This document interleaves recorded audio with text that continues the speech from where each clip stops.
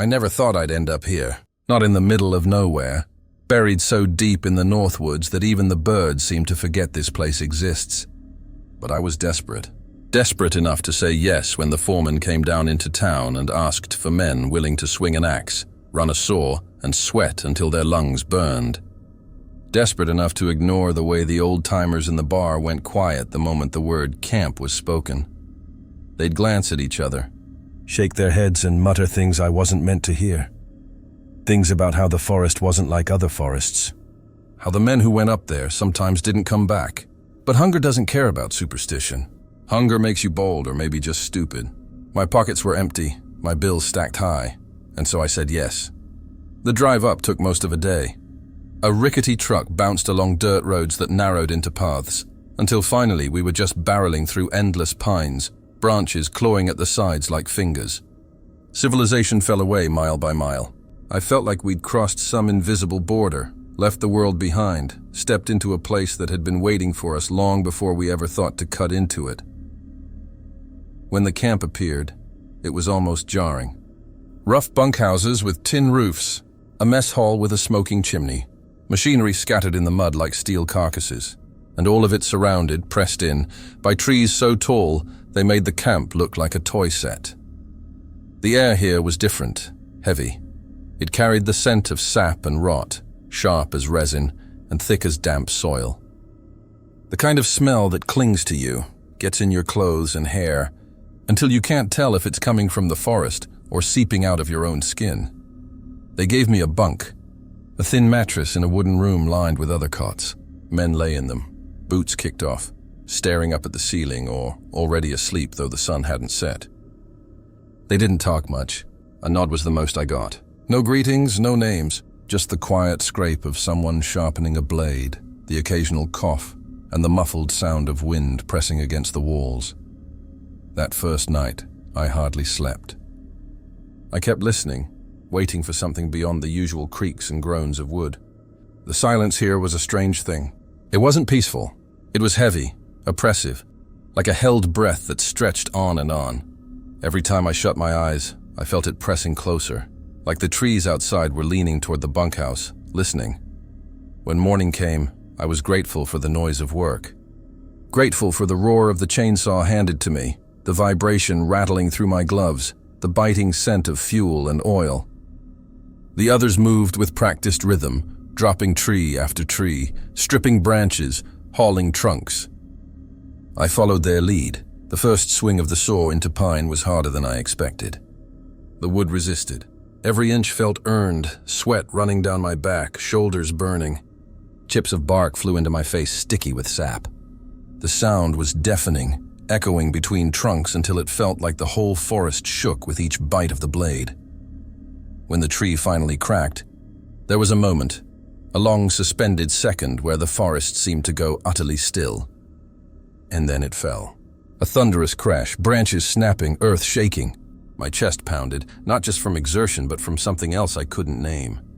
A wrongness that clung to the moment, like I had disturbed something that was better left untouched. The men didn't cheer, didn't laugh, didn't share that sense of victory you might expect. They just moved on. Another tree, another cut, another fall. Faces blank, eyes focused only on the work. By dusk, my body was ruined. Every muscle screamed, hands blistered, lungs raw. We trudged back to camp in silence. No one spoke as we ate, the mess hall filled only with the scrape of spoons in tin bowls. I tried to start conversation once, asking the man beside me how long he'd been here. He looked at me, jaw working, then just turned back to his food. Later in the bunkhouse, I lay awake again, listening, that silence pressing in. And then faintly I heard something. Not from inside, from beyond the walls, out in the trees. A creak, a crack, almost like another tree falling. Only no one was working at that hour. I told myself it was just the forest settling, just branches breaking under snow or wind. But my chest tightened all the same, and I pulled the blanket up over my head like a child. The next morning, I rose with the others. My body begged me to quit, to go home, but there was no home to return to, not really. Only debts, only failure. Out here, at least, there was a paycheck waiting if I could endure. So I picked up the saw again. And again, the forest went quiet as the blade bit in. And again, that wrongness crawled under my skin, whispering that this place wasn't meant to be touched. That each tree was more than wood. That each fall was another step deeper into something I didn't yet understand. The men never said it, but I could see it in their eyes. They knew. They felt it too. But they kept cutting because that's what you did here. You cut, and you endured, and you prayed that whatever lived beyond those trees didn't notice you. And me? I kept telling myself I'd leave after the first week, after the first paycheck. But deep down I already knew. The forest had me. The moment that first tree hit the ground, I was part of it. Bound to it, that was the first timber. The beginning of everything that followed. And I think, in some way, the forest was watching from the very start. The second morning I woke in the camp, I realized how different this place really was. Not just because of the work, or the remoteness, but because of the way everything here seemed to move under a weight that was invisible, but undeniable. The men rose before dawn, their motions quiet and mechanical. Like they'd done this routine so many times, the humanity had been wrung out of it. Boots laced in silence. Tin mugs filled with bitter coffee. A grunt here, a nod there, but never more than that. And as I pulled on my coat and followed them into the mess hall, I noticed it for the first time. The posters. There were 5 of them, nailed into the walls of the camp buildings. One in the mess hall, one in the bunkhouse, one by the tool shed, another in the foreman's office. The last nailed to a pole at the center of the camp, where everyone had to pass it before heading into the woods. They were old, paper-yellowed, corners curling, smudged by grease and dirt. But the writing on them was clear, bold, impossible to ignore. Rules, not guidelines. Not safety reminders, rules, and they read like this. Never enter the woods after. Dark, 2. Don't whistle past midnight. Leave. Offerings at the marked stump. Burn what cannot be carried. I stared at them, waiting for some kind of explanation. A chuckle from the men, maybe. A wink that said, "Welcome to the joke," but no one laughed. No one even looked at the posters as they passed. They walked by with the kind of awareness that wasn't conscious anymore. Like the rules weren't reminders at all, just a part of their blood. That morning, while we ate in silence, I leaned toward the man beside me. He was older, face carved by lines of sun and wind, beard shot through with gray. "What's with the rules?" I asked. He froze with a spoon halfway to his mouth. Slowly, he lowered it back into the bowl. His eyes flicked up at me, and for a moment, there was something there. Not anger, not annoyance. Something closer to fear. Then he looked away and didn't answer. I tried again later, with another man as we hauled equipment toward the cutting site. He kept his gaze on the ground, jaw tight, hands gripping the handles of the saw until his knuckles whitened. "Don't ask," was all he said. By noon, I stopped trying. It was obvious. The rules weren't a joke. They weren't superstition for show. They were something else, something lived, something that ran deeper than the men wanted to talk about. The foreman was no different. He was a thick man with shoulders like split logs, his voice roughened by smoke and whiskey. He barked orders, corrected mistakes with a snap of temper, and drove us harder than the machines ever could. But when I caught him standing by the stump at the center of camp, the one blackened with ash and surrounded by scraps of bread, coins, and empty bottles, his posture shifted. The hardness left him. His head bent. His lips moved. He wasn't a foreman then. He was a man begging something unseen to leave him alone. That night, lying in the bunk, I thought about the rules again. They spun in my head like wheels I couldn't stop. Never enter the woods after dark. Don't whistle past midnight. Leave offerings at the marked stump. Burn what cannot be carried. They didn't make sense. Not the kind of sense that fit the life I'd lived before. I'd worked jobs where rules were about safety, efficiency, discipline. But these weren't about safety. They were about survival. And I realized then that no one here had explained them because they didn't need to. Not to each other. They weren't reminders. They were lifelines. The third day, I saw what happened when one was ignored. We'd been cutting deep into a cluster of pines, the kind so tall they blocked the sun.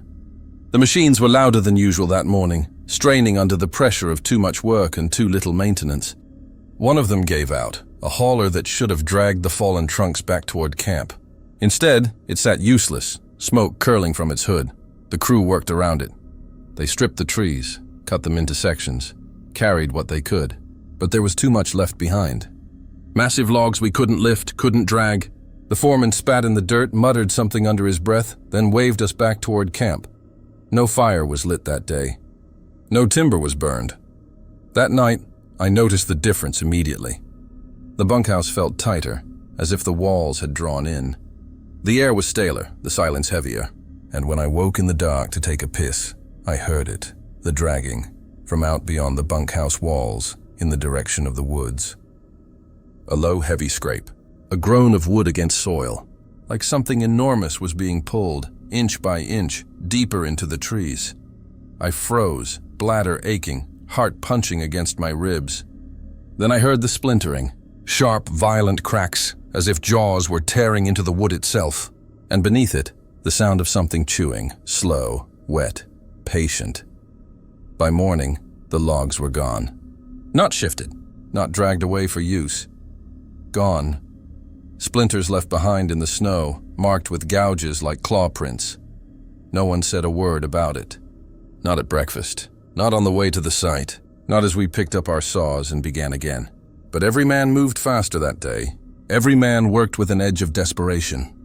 And when we returned to camp that night, the fire burned high and the offerings piled thick at the stump. I didn't need anyone to explain it to me anymore. Burn what cannot be carried. The rules weren't strange. They were precise. They were exact. And every one of them carried a price when broken. That night, as I lay awake in my bunk, the silence pressed against me harder than ever. My thoughts were sharp and frantic, racing like prey that knows the predator is near. I stared at the ceiling and thought about the rules over and over until they weren't just words on paper anymore. They were chains, invisible but binding, wrapping themselves around me tighter each day I stayed in that camp. And I knew, deep down, that soon I'd break one. Not because I wanted to, but because that's what the forest wanted. By the third week, I'd begun to understand the rhythm of the work. The ache in my back, the blistered palms, the roar of saws and the crash of trees. It became routine. What I never grew used to, what I could never swallow down, was the silence. It wasn't the silence of peace. Not the kind that falls in the woods back home, where you can hear birds flutter, water running, crickets chirping. This silence was unnatural. A silence that pressed against you, that turned every footstep into thunder, every breath into a confession. During the day, it wasn't so bad. The machines filled the air, drowning it out with their grinding metal voices. But the moment the saws stopped, I felt it, like the forest had been holding its breath, waiting for us to shut up, to listen. And when I listened, I heard nothing, no birdsong, no insects buzzing, not even the distant crackle of a branch in the wind, just void. One morning, when the others were busy setting the hauler back into gear, I wandered further than I should have. Not far, just beyond the cut line, into the older growth where the trees rose like cathedral pillars. The deeper I went, the more I noticed it, the quiet tightening around me, squeezing my chest until I swore my heartbeats echoed against the bark. I stopped and closed my eyes. For a moment, it felt like the forest was a living thing, vast and endless. Its silence not emptiness but attention. Like it was listening. To me, a crack shattered the stillness. I spun so fast my boots slid in the mud. Nothing. Only the trees, patient, motionless. When I got back to the crew, the foreman's eyes found mine. "Don't wander," he said. Not advice, not concern. A command. That night, the silence followed me into my bunk. I tossed, turned, and finally sat up, staring at the wooden ceiling as the dark pressed down. I strained to hear something, anything. Wind, owls, the snore of another man. But it was as if the world outside the bunkhouse walls had been erased. My own breath sounded too loud. My heart beat too heavy. Every shift of the mattress was a drumbeat. I pressed my palms against my ears, but it only made the pounding of my blood louder. When I finally slept, I dreamed of trees leaning closer, their branches knitting overhead, shutting out the sky. In the dream I screamed, but no sound came out. The forest swallowed it whole. The next day I worked harder just to drown it out. Every roar of the chainsaw was a relief. Every crash of timber was proof I wasn't buried in some eternal tomb. But every time the machines went quiet, it was there again, crawling into my skull. One of the older men, a wiry logger with a limp, noticed me staring into the woods during lunch. He leaned closer, his voice so low I almost thought I imagined it. "You hear it, don't you?" I froze. "Hear what?" He gave a dry laugh, humorless. "Exactly." Then he turned away, shovel of beans halfway to his mouth, and said nothing more. It wasn't long after that I swore I wasn't imagining things anymore. One evening, as the sun sank and the shadows stretched, I heard movement. Faint, deliberate, just beyond the tree line. Not the wind, not an animal. Steps. I held my breath and listened. Crunch, crunch, closer. Then silence. When I told myself to look, to force my eyes into the woods, there was nothing there. Just the same empty lines of trunks fading into the dim. But I knew something had been standing there, watching, waiting. That night, the silence in the bunkhouse felt sharper, heavier. I could almost feel it brushing against my skin, crawling along my neck. I pulled the blanket over my head like a child, clutching it until my knuckles cracked. But the blanket didn't stop the sound that wasn't a sound. That impossible, endless absence pressing so loud it became noise in its own right. The next morning, I woke before the others, drenched in sweat, my throat raw from grinding my teeth in my sleep. As I pulled on my boots, I muttered to myself just to hear a voice in the dark. "I can't do this." The sound startled me. My own whisper felt alien, too loud, bouncing off the walls like a curse. When the sun rose and the machines came alive, I almost cried with relief. For a few hours, I could pretend the silence wasn't real, pretend it was all in my head. But deep down, I knew the truth. The silence wasn't an absence. It was presence. Something lived in it, something that waited, something that fed on the noise of our fear and the thunder of falling trees. I began to wonder if the rules weren't about superstition at all. Maybe they were about this, about the silence, about what listened from the other side of it. And as much as I hated to admit it, I was starting to understand why no one talked much in camp. Maybe the silence wasn't empty because of the lack of sound. Maybe it was empty because words drew things closer. From then on, I kept my mouth shut. I worked, I ate, I tried to sleep, and every night, when the silence pressed in, I wondered if the forest was waiting for me to break, waiting for me to make a sound it could claim. There's a place in the camp everyone knows about, though no one ever talks about it. It sits right at the center, where the mud paths from the bunkhouse, mess hall, and foreman's office all meet. A stump, not just any stump. It's massive, at least 6 feet across, its surface blackened as though charred long ago. The wood is scarred, splintered in deep grooves, veins of resin hardened like amber in the cracks. Time has stripped it down, but even after decades, it refuses to rot.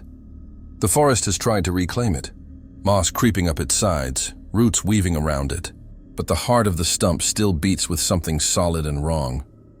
The first time I noticed it, I thought it was just a landmark. Maybe the campfire had been built there once. Maybe it was the first tree felled, left as a monument. But when I looked closer, I saw things piled on top. Coins, crumpled cigarettes, a crust of bread, the neck of a bottle with a few drops of whiskey inside, an offering. That word came to me unbidden, and it stuck. The men never explained it, but every night, as the sun bled away, I saw them stop there. Some only for a moment, just long enough to flick a match or leave behind whatever scrap they could spare. Others lingered longer, heads bowed, lips moving in whispers too low for me to hear. And always, when they left, they walked faster. Shoulders stiff, eyes down, like men who had brushed too close to something they shouldn't have touched. I told myself it was superstition. Logging is a brutal life. Men cling to rituals to keep sane. If you work in a place that can kill you with a slip of the saw or a falling tree, maybe you start inventing ghosts to keep yourself sharp. That's what I believed at first. Then one of the men forgot. His name was Dale, younger than most, maybe mid-20s, with a face still soft at the edges. He'd been restless that night, pacing the mess hall, chewing at his nails. When the others stopped at the stump, he kept walking. I saw it clearly. He didn't even slow down. The next morning, Dale wasn't at breakfast. His bunk was empty, sheets tangled, pillow missing. No one looked surprised. No one asked. They just chewed their food slower, eyes sinking into their bowls. The foreman called for a search party, but his voice lacked conviction, like he already knew it was useless. We fanned out through the trees, boots sinking into half-frozen mud, breath puffing white in the morning air. We didn't find him. Not whole, anyway. It was me who spotted the glove, caught on a splintered branch at the edge of a clearing, fingers torn, the leather soaked dark with something that hadn't dried yet. The others pulled it down, buried it beneath the snow, and walked away. No one spoke. No one marked the spot. It was as though Dale had never existed. When we returned to camp, the men filed past the stump. Each of them left something, more than usual. Not just coins or bread, but personal things. A photo, a carved knife handle, a half-pack of smokes. That night, when it was my turn to walk past the stump, I stopped. I didn't have much on me. A matchbox. A bent nail I'd kept in my pocket for no reason at all. My hand shook as I placed it on the blackened wood. For the first time since arriving, I felt like someone was watching me. Not the men, not the foreman, the forest. It was waiting. When I lay down in my bunk, I told myself it was ridiculous. A nail and a matchbox weren't going to keep me safe. But when I closed my eyes, I saw the stump again, offerings stacked on its scarred surface. And beneath it, something unseen, reaching up through the wood with invisible hands. The following days blurred into work and exhaustion, but the stump was always there. A constant reminder. Every path in camp seemed to lead back to it. And every night, I watched the men obey without hesitation, leaving scraps behind like worshippers bowing before an altar. I thought about Dale often, about how quickly he'd been erased. I thought about his glove, torn and bloody, dangling from that branch like a warning. And I thought about the silence that had followed, the way no one dared mention his name again. It became clear to me then, the rules weren't suggestions. They were contracts, each one binding us tighter to this place, each one reminding us that survival here wasn't about strength or skill, but obedience. I started leaving something every night. A crust of bread, a coin, the last sip of coffee from my cup. It didn't matter what it was, only that I gave something. And every time I walked away, I felt eyes boring into my back, following me to my bunk. One evening, curiosity got the better of me. I lingered after the others had gone, crouching low in the shadows of the bunkhouse. The stump sat alone, moonlight brushing its blackened top, offerings scattered like bones. I waited. At first, nothing. Just the cold and the silence, and my own pulse roaring in my ears. Then, faintly, I heard it. A creak, a groan. Not from the camp, from the stump itself. The surface shifted only slightly, as though something pressed against it from below. One of the coins rattled, sliding across the wood. My breath caught in my throat. I didn't wait to see more. I stumbled back inside, slammed the bunkhouse door behind me, and slid under my blanket, shaking like a child. The next morning, the stump looked the same as always. Still blackened, still scarred, offerings scattered across it. No one seemed to notice the coin that had moved, or maybe they did, and just refused to acknowledge it. That day, I worked harder than ever, as if sheer exhaustion could burn away what I'd seen. But the image stayed in my mind. That faint shiver of movement, that suggestion of life beneath dead wood. I knew then that Dale hadn't just vanished. He'd been taken, claimed, and I knew something else too. The stump wasn't just a place for offerings. It was a mouth, and every night we fed it. Of all the rules posted around camp, the one that made the least sense to me at first was the third. Don't whistle past midnight. The others I could at least twist into some kind of logic. Don't enter the woods after dark. That's survival 101, even outside a place like this. Burn what you can't carry. Fine. It keeps predators away, or so I thought. Leave offerings at the stump. Strange, but I'd already seen what happened to Dale. But whistling? What danger could there be in a sound? The first time I broke that rule, it wasn't on purpose. It was one of those nights where sleep wouldn't come. I lay in my bunk, listening to the silence press against the walls, feeling it creep into my chest like fog. The more I fought it, the more restless I became. My legs twitched. My fingers tapped against the mattress. Finally, I slipped out, boots crunching in the frozen dirt as I stumbled toward the outhouse. My breath puffed pale clouds in the moonlight. The camp was still, every building dark, the forest beyond a wall of blackness. I don't know why I did it. Habit, maybe, or nerves. But as I walked, I pursed my lips and whistled a low tune. Just a few notes. Aimless. A way to fill the emptiness. The sound barely left my mouth before I felt it. The forest listened.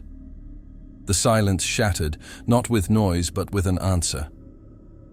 At first, faint. So faint I thought I'd imagined it. A note echoing mine, drifting from the tree line.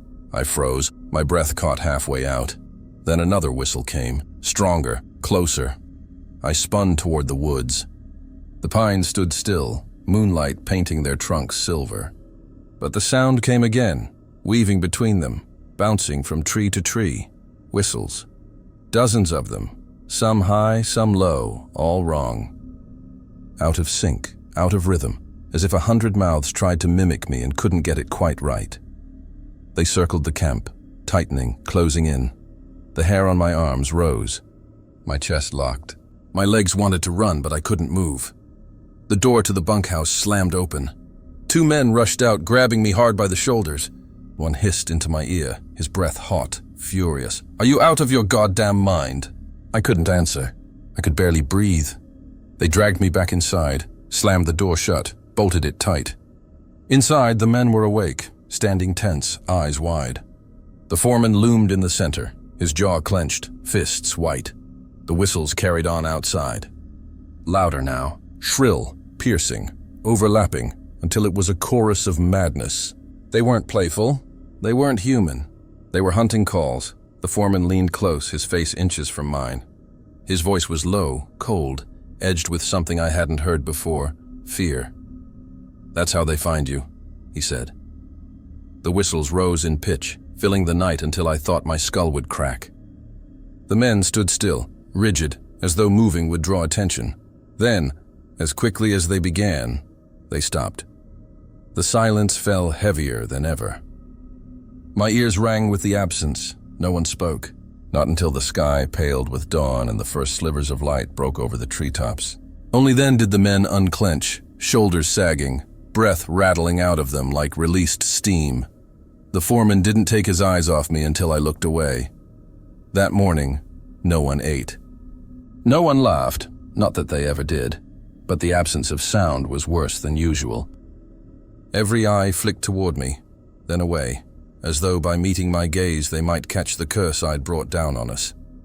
I carried my guilt into the woods that day. Every tree I cut felt like penance, every swing of the saw a prayer that the forest had lost interest in me. But I knew better. Once something finds you, it doesn't forget.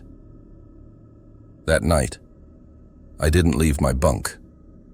I lay rigid under my blanket, afraid even to breathe too loudly. The silence around me was no longer just absence, it was expectation.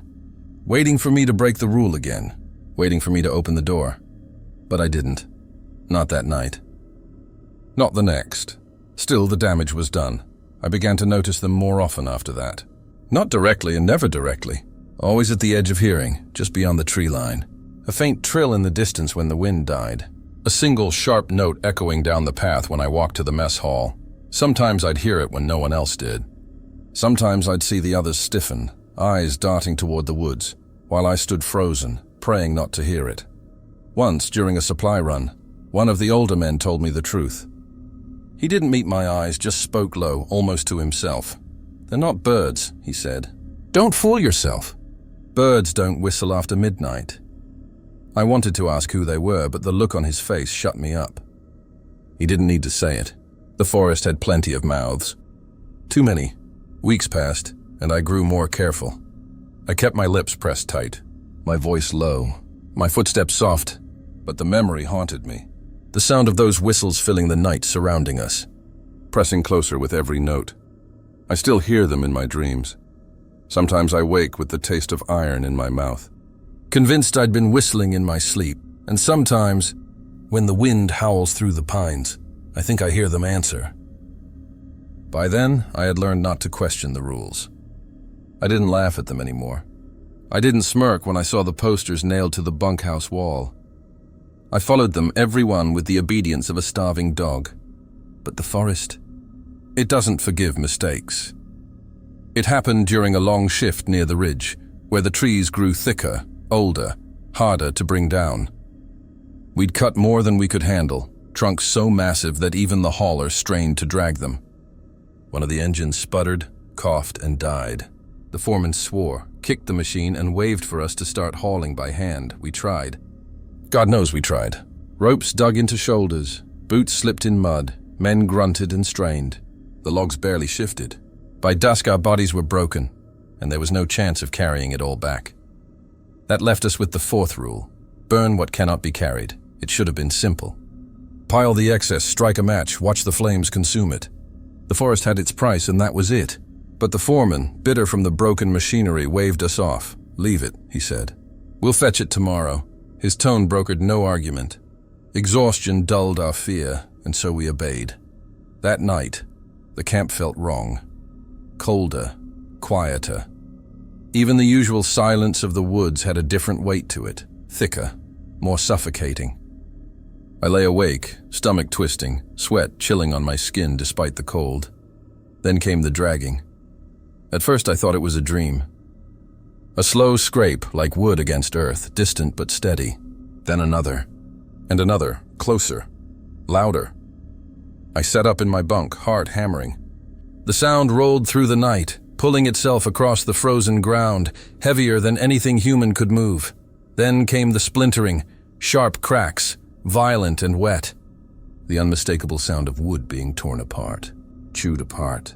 The men stirred in their bunks, but no one spoke. No one dared. We just lay there, rigid, listening as the forest feasted on what we'd left behind. By dawn, the sound had stopped. When we trudged back to the ridge that morning, the logs were gone. Not dragged into place, not stacked by some miracle. Gone. Every trunk. Every branch. All that remained were gouges in the earth, long deep furrows carved into the mud, as if something with claws the size of shovels had raked the ground. Splinters littered the clearing, jagged and torn, slick with a dark resin that smelled metallic, like rust and blood. I gagged when I bent close. It wasn't sap. The foreman's face was pale as ash. He barked at us to get back to work, but his voice cracked.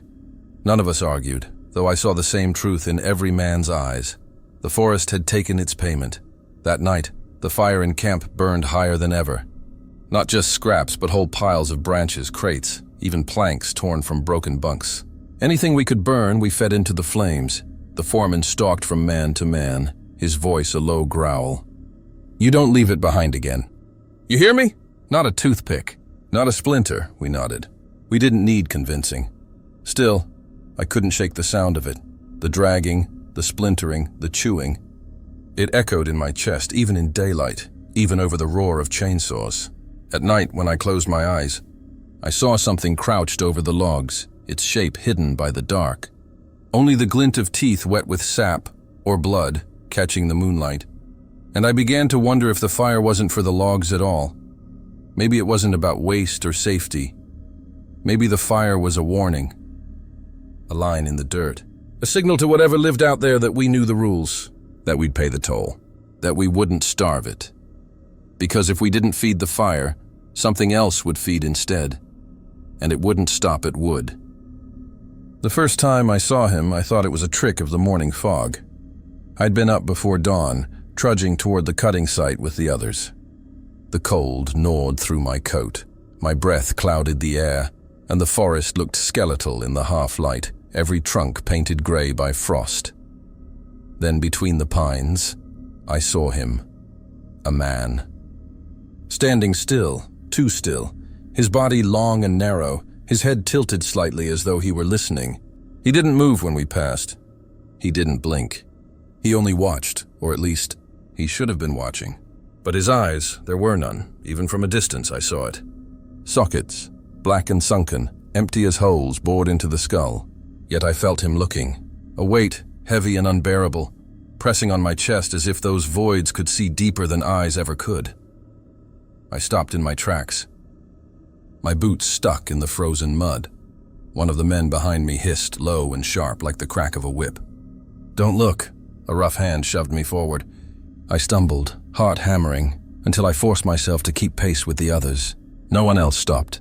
No one else even glanced his way. It was as if they'd all seen him before, and the only way to survive was to pretend they hadn't. The work that day was a blur. My arms moved, my saw screamed, the trees fell, but my mind was back at the tree line, replaying the image of that eyeless man standing in the fog. By dusk, I couldn't keep it in.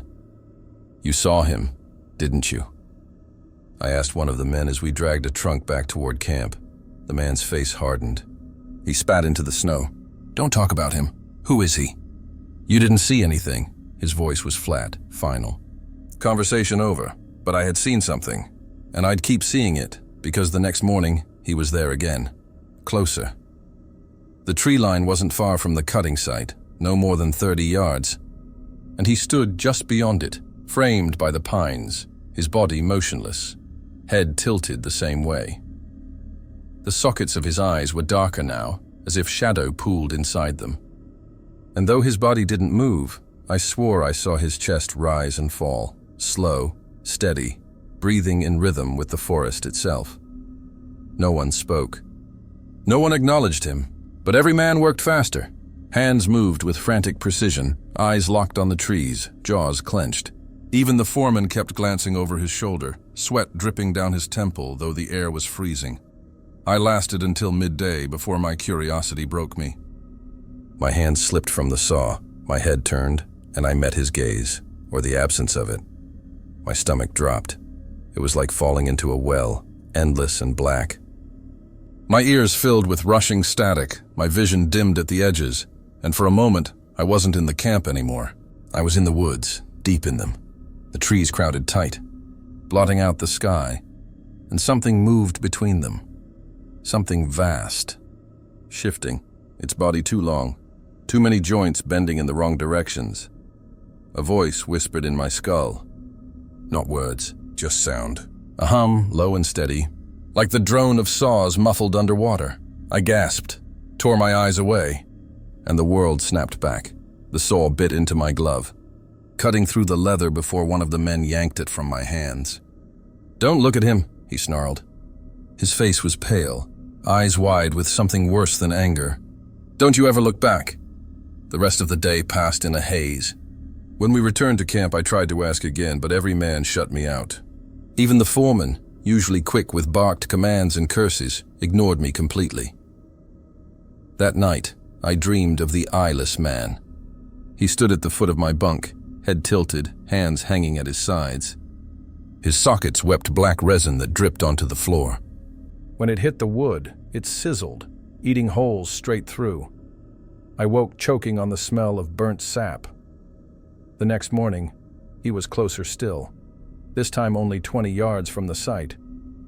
He hadn't moved while we slept. He never did.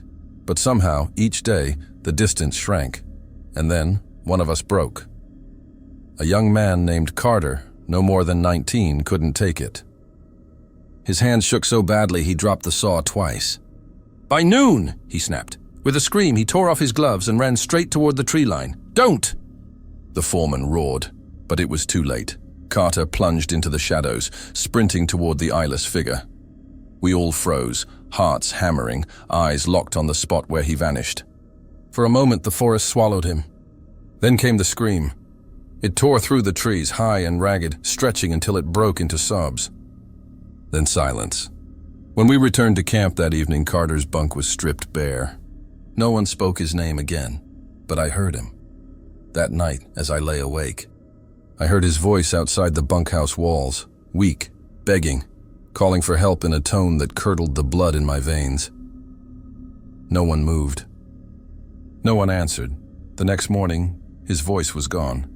The eyeless man wasn't. Now he stood 10 yards from camp. I couldn't bear it anymore. As the others worked, I pulled the foreman aside. "Who is he?" I demanded. My voice cracked, half mad with fear. "What does he want?" The foreman's jaw flexed. For once, he didn't bark at me. His eyes, bloodshot and heavy, met mine with a look of pure exhaustion. "They call him the Watcher," he said. "And if he calls your name, you don't look back." "You hear me?" "You don't ever look back," I swallowed hard.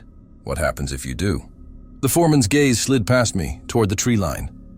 "You already know." After that, I stopped asking. But I never stopped feeling his gaze. Every day, closer. Every night, nearer. I could feel him even when I didn't look, like a weight pressing against my skull, trying to drag my eyes toward him. And sometimes, in the darkest hours before dawn, I swore I heard my name. Not shouted, not whispered, just spoken, flat, icy, from the tree line. I bit my tongue until it bled to keep from answering. The men said nothing, but their offerings at the stump grew larger. I followed suit. Coins, food, scraps of clothing, anything to keep him at bay, anything to keep his eyeless face from finding me in the dark. But deep down, I knew it was only a matter of time. He was waiting, and sooner or later, he would call me again. Winter came fast in the North Woods. One week we were trudging through mud and pine needles. The next, the ground was buried under a thick, frozen crust. The trees stood draped in white, their branches sagging under the weight, their trunks gleaming with ice. The silence grew sharper with the cold. It wasn't just quiet anymore, it was suffocating. The forest seemed frozen mid-breath, waiting for something, and that waiting sank into our bones. The camp changed with the snow. Every task became harder. The saws froze if left too long. The machines refused to start in the mornings. Our breath fogged thick as smoke, gloves stiffened with ice. Even the fires in the mess hall struggled to keep the chill away. But worse than the cold was the sense that something else had moved closer with the winter. Something the snow had dragged out of hiding. The first sign was the blood. It happened one morning when we woke to find tracks in the fresh powder outside the bunkhouse. Long streaks of red led from the doorway, winding through the camp, disappearing into the trees. At first, I thought maybe an animal had been dragged. A deer maybe, or some unlucky stray dog. But when we followed the trail, our stomachs knotted. The blood led to an empty patch of snow, pressed flat as if a body had lain there. Beside it, a handprint, human, small. We hurried back to camp, hearts thundering, and when we counted the bunks, one was empty. Eddie, the youngest of us, barely 18, his sheets were soaked through, stiff with frozen blood. The mattress sagged with the weight of it, as if his body had bled out right there in the night without a sound. No one had heard a thing. Not a scream. Not a struggle. Nothing. The foreman's face was like stone. He didn't call for a search. He didn't speak Eddie's name. He just told us to get to work. But when night came, I saw him linger at the stump longer than usual. His lips moved in a desperate whisper. His offering wasn't bread or whiskey this time. It was his own pocket knife, the one I'd seen him use every day since I arrived. That shook me more than anything. If the foreman was afraid enough to give up something he relied on, then we were already in deeper trouble than I wanted to believe. The disappearances didn't stop. A week later, another bunk was empty. This time it was Howell, a man built like an ox, strong enough to carry logs most of us needed 2 men for. Gone. His bed soaked the same way. Blood pooled and frozen, as if drained from him in silence. We didn't find trails that time, just red staining the snow beneath his cot. The camp's mood collapsed after that. Men stopped speaking altogether. No laughter, no muttering, no arguments. Only work, only saws and axes and machines. When night came, we barricaded ourselves inside, too afraid even to breathe loudly. I stopped sleeping. Every time I closed my eyes, I saw the stains. Eddie's handprint in the snow. Howell's bed soaked through. Sometimes I swore I felt the mattress beneath me dampening, warming, as though my blood was seeping out drop by drop. The foreman gave us extra wood for fires, but the flames barely kept the cold back. And no matter how high the fire burned, I always thought I saw shadows moving at the tree line. Long, thin, sliding shapes against the snow. The men whispered about it when they thought I wasn't listening. Not voices exactly, more like the memory of speech, just low enough to carry across the mess hall. They don't need to drag us anymore, one said. The cold does it for them. Another shook his head. No, this isn't the cold.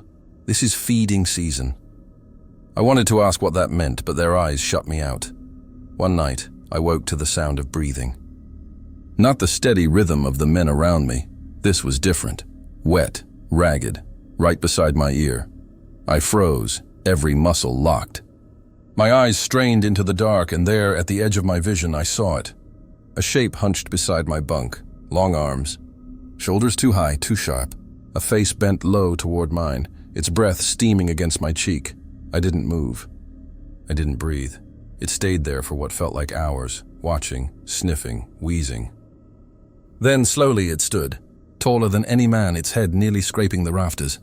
It melted back into the shadows, slipping between bunks, vanishing out the door without a sound.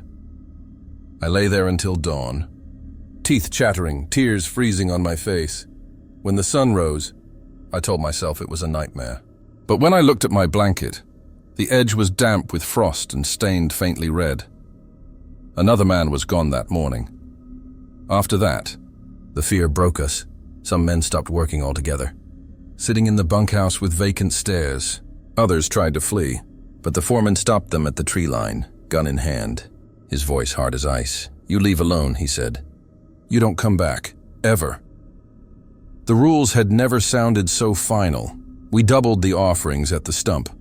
Bread, meat, coins, knives, even boots. Anything that could be spared. The stump groaned under the weight, the blackened surface slick with grease and sap. But the disappearances didn't stop. One morning, I woke to find my own boots missing. I'd left them by the bunk the night before. Now they sat on the stump, laces undone, filled with snow. No one admitted to putting them there. No one looked me in the eye. That was when I understood. It wasn't about fairness. The forest took what it wanted, when it wanted. The rules didn't protect us. They only delayed the inevitable. Still, I followed them.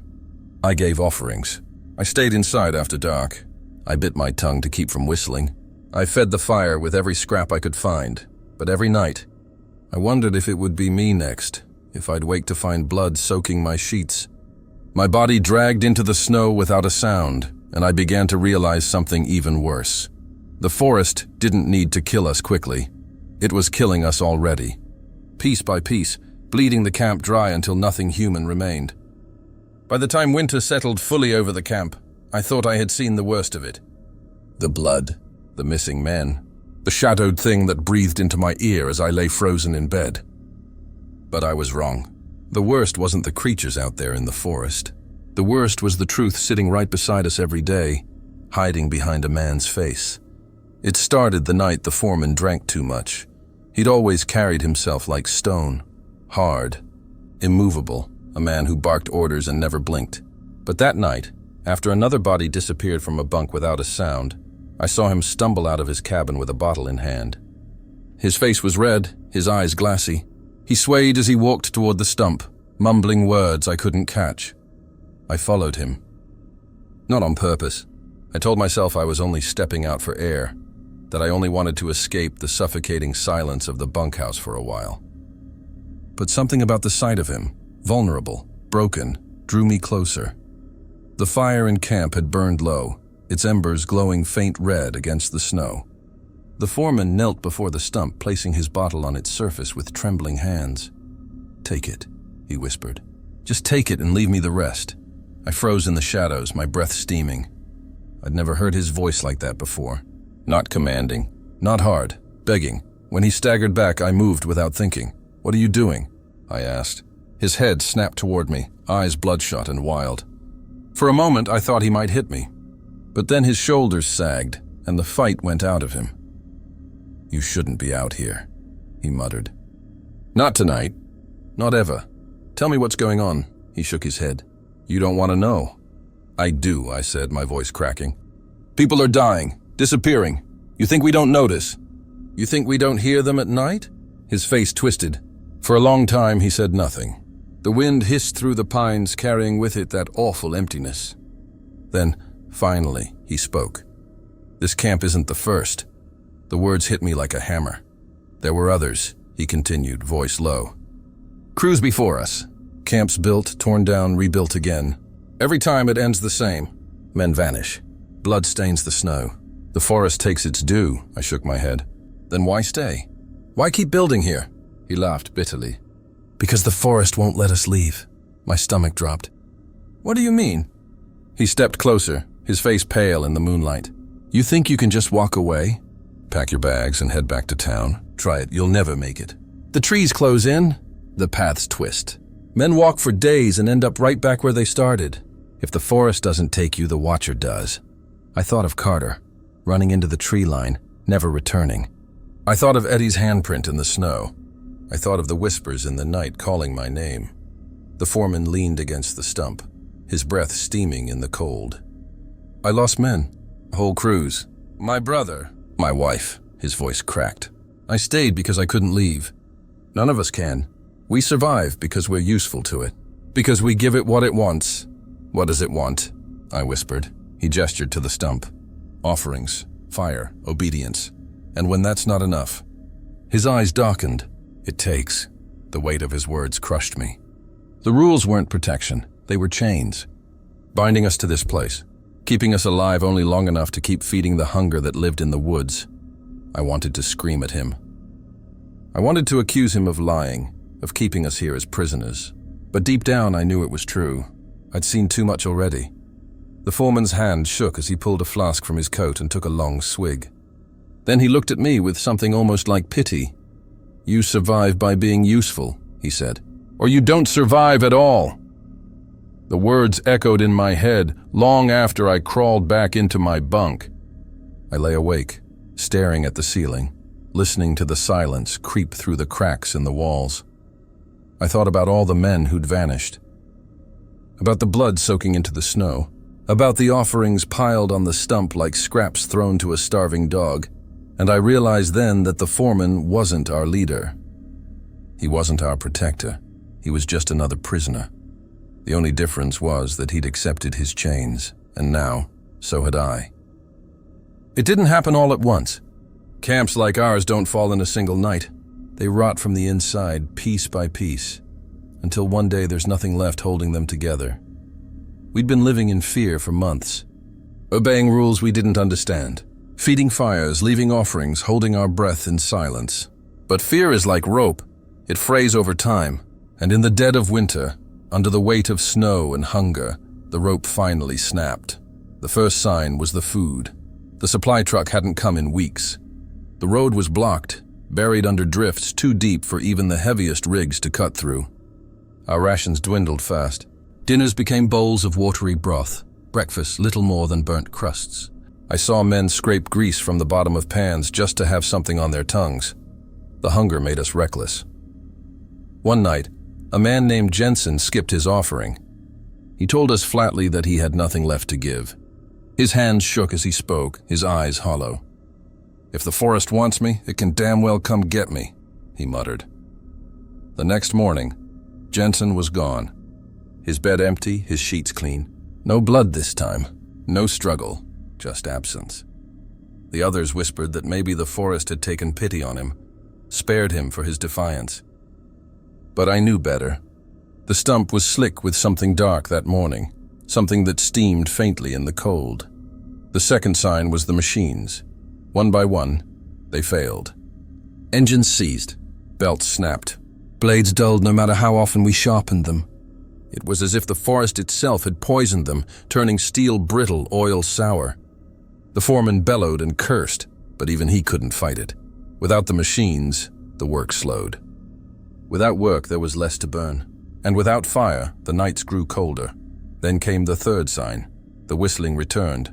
At first it was faint, a few notes drifting on the wind after midnight. But each night it grew louder, clearer, circling closer to camp. I pressed my hands against my ears, but it didn't matter. The sound wormed its way inside, echoing in my skull. One night, one of the men snapped. He leapt from his bunk and whistled back, a shrill, mocking tune that made my skin crawl. The others shouted, tried to stop him, but he only whistled louder, laughing like a madman. The forest answered. The sound that came back wasn't a whistle. It was a scream, high, inhuman, tearing through the night with such force the walls of the bunkhouse shook. By morning, the whistling man was gone. His bunk empty, his laugh still ringing in my ears. The rules had kept us alive, barely, but now they were unraveling. Men were too hungry, too weak, too afraid. One by one, they broke them. And each time, the forest punished us. The final straw came with the wood. We'd cut more than we could carry, logs frozen into the snow, too heavy to drag. The firewood pile was low, the men were exhausted, and when the foreman ordered us to burn what was left behind, half the crew refused. "What's the point?" One spat. "Burn it, don't burn it, something still comes." The foreman struck him hard across the mouth, but the others didn't move. They stood there, hollow-eyed, broken. The rules no longer bound them. Hunger and fear had stripped the obedience away. That night, the forest came. It started with whispers, soft as the crackle of dying embers. They slipped between the bunk slats, curling into our ears, sweet and poisonous. "Come outside. We can feed you. We can keep you warm."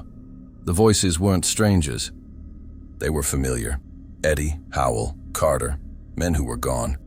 Men whose screams still echoed in the trees. I clutched my blanket tight, teeth grinding, nails biting into my palms. But others couldn't resist. One by one, bunks creaked as men rose. Their footsteps padded across the floor. The door opened, spilling in cold light. The foreman shouted for them to stop, but his voice was drowned out by the chorus of whispers. By the time dawn broke, half the bunks were empty. We found no tracks in the snow, no trails. Only the silence, thicker and heavier than ever, pressing in from the woods. I sat that morning with my head in my hands, heart hollow, body trembling. The camp was broken. The men were gone. The rules, whatever they had protected us from, had been shattered. And as I stared into the dying fire, I realized something that made my blood run colder than the snow ever could. The forest hadn't just been watching us. It had been waiting for the moment we stopped obeying, and now that moment had come. There was one rule I'd never understood. It was there on the posters, just like the others, written in the same faded ink. Never leave alone. I used to think it was about safety. Men get lost in forests like these all the time. If you leave with someone, at least there's a chance one of you finds the way back. Simple. Practical. But now, staring at the ruins of the camp, I knew better. We were down to less than a dozen men. The bunkhouse smelled of rot and sweat, its walls warped from the endless fires we'd stoked. Half the bunks were stripped bare. The others were occupied by husks of men too weak or too terrified to keep going. The foreman hadn't spoken in days. He sat hunched in his cabin, staring at the stump through the frost-rimmed window, his flask empty on the table beside him. And me. I couldn't take it anymore. I told myself I'd wait until morning. That I'd leave with the survivors, that we'd band together, follow the frozen road back toward town. But as the hours dragged by, as the whispers pressed tighter and tighter against the walls, I knew the truth. There wasn't going to be a group. There wasn't going to be a tomorrow. It was going to be me, alone. The last night in camp, the forest didn't even pretend to wait. The whispers came early, thick and insistent. Voices of men I once knew. Eddie, Carter, Jensen, Howell. They called to me by name, soft and sweet. Promises of warmth, of food, of escape. I pressed my hands against my ears, but the voices slid through, wrapping around my thoughts. And then I heard another voice. Not a whisper. Not a memory. A voice deeper, older, hollow as wind through bone. It spoke my name, not shouted. Not even loud, just spoken, calm, final. I knew who it was, the Watcher, the eyeless man. I sat there trembling in my bunk, teeth rattling, every nerve screaming at me not to move. But something pulled me up, dragged me to my feet, carried me to the door. The campfire outside burned low, its embers glowing weakly. The stump loomed in the center, black and slick, offerings frozen into the ice around it, and beyond, at the tree line. He waited, the Watcher. His body was pale as frost, long and narrow, his head tilted in that familiar, unbearable way. His sockets yawned black, empty, yet I felt them pinning me in place. I wanted to look away. God, I wanted to. But my eyes locked on his, and once again I fell. The world shifted. I was in the woods, deep. The trees pressed tight, their trunks crowding like prison bars. The ground pulsed beneath my feet, soft and wet, as if the earth itself was breathing. Shapes moved between the pines, long, jointed, faceless things that whispered in voices I almost recognized. The stump was there too, only now it wasn't wood. It was a mouth, splintered teeth jutting from its rim, its surface rising and falling with a steady, hungry breath. I stumbled back, choking, and the vision snapped. I was in camp again, the watchers still waiting at the tree line. Behind me I heard movement. The survivors. They were rising from their bunks, pulled by the same voice that had dragged me to the door. One by one, they shuffled past me, eyes glassy, mouths slack. They walked toward the forest, toward him. I wanted to scream. I wanted to grab them, to drag them back. But my body wouldn't move. My throat wouldn't work. The last of them passed, and I was alone. The foreman emerged from his cabin then, his face pale, his hands empty. He looked at me once, just once, and I swear there was pity in his eyes. Then he turned and walked into the trees. I never saw him again. The whispers swelled, filling the camp, pressing against me until I thought my skull would crack. And then, silence. The watcher was gone. The forest stood empty, dark and endless, waiting. That was when I remembered the last rule, never leave alone. But I had no choice. The others were gone. The camp was dead. The forest had claimed everything but me. I packed what little I had, an axe, a canteen, a scrap of bread, and I stepped into the snow. At first, the path seemed clear. The road stretched ahead, a narrow vein through the trees. My boots crunched with every step, the cold air burning my lungs. I told myself if I kept moving, if I didn't look back, I'd make it. But the forest doesn't let go. The road twisted. Doubled back. Hours passed, and I found myself staring at the same trees I'd already passed. My tracks overlapped, circling in on themselves. The silence grew thicker, heavier. Each step echoed too loud, each breath a beacon. And then the whistles began. Soft at first, threading between the trunks. Then louder, higher, surrounding me. I bit my tongue until blood filled my mouth, fighting the urge to answer. The snow ahead stirred. Shadows slipped between the trees. Long, jointed shapes, bending wrong, moving wrong. I stumbled faster, boots slipping, lungs tearing, but the road only twisted tighter. The forest folding in around me like a cage, the whispers returned. Come with us. We'll take you home. You don't have to be alone. I pressed my hands over my ears, screaming into the silence, but my voice sounded small, weak, swallowed by the pines, and then I heard it again, my name. Spoken flat, calm, final. I froze. The watcher stood ahead, pale and tall, his sockets yawning wide. I remembered the foreman's words. Don't ever look back if he calls your name. But what do you do when he's in front of you? I don't know how long I stood there. Seconds, hours. The snow fell around us, the forest holding its breath. Finally, I lowered my head, and I kept walking, past him. Past the tree line, past the rules that had chained me. I don't know if I'll ever leave these woods. I don't know if the road leads anywhere but back to the stump, back to the camp, back to the mouths waiting in the silence. All I know is this. I broke the last rule. I left alone. And if you're hearing this confession, then maybe the forest let me tell it before it takes me for good.